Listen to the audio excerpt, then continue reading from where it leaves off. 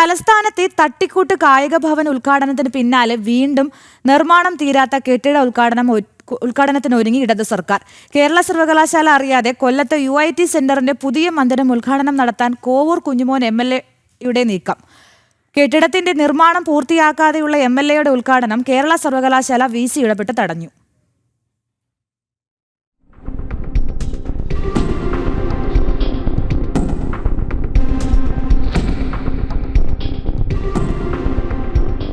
ശാസ്താംകോട്ടയിൽ പ്രവർത്തിക്കുന്ന കേരള സർവകലാശാല university institute of ടെക്നോളജിയുടെ നിർമ്മാണം പൂർത്തിയാകാത്ത പുതിയ കെട്ടിടമാണിത്. ഈ കെട്ടിടത്തിന്റെ ഉദ്ഘാടനം സർവകലാശാലയുടെ അനുമതി കൂടാതെ സ്ഥലം MLA കോവൂർ കുഞ്ഞുമോൻ വെള്ളിയാഴ്ച നടത്താനാണ് ഒരുക്കങ്ങൾ തുടങ്ങിയത്. തലസ്ഥാനത്തെ തട്ടിക്കൂട്ട് കായിക ഭവൻ ഉദ്ഘാടനത്തിന് പിന്നാലെ വീണ്ടും നിർമ്മാണം തീരാത്ത കെട്ടിട ഉദ്ഘാടനത്തിന് ഇടത് സർക്കാർ നീക്കങ്ങൾ ആരംഭിച്ചത്. പക്ഷേ VC ഡോക്ടർ മോഹൻ കുന്നുമേൽ മുളയിലെ നുള്ളി.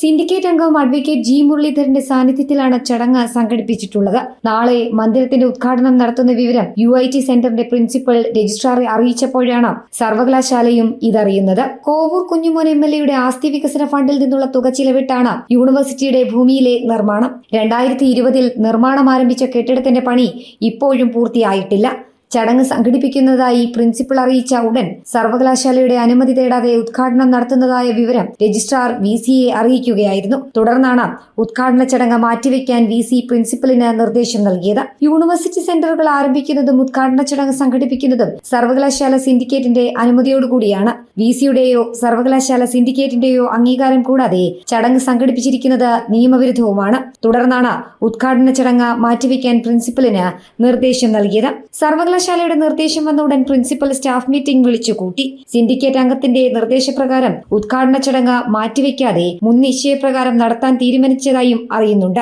ജനം, തിരുവനന്തപുരം.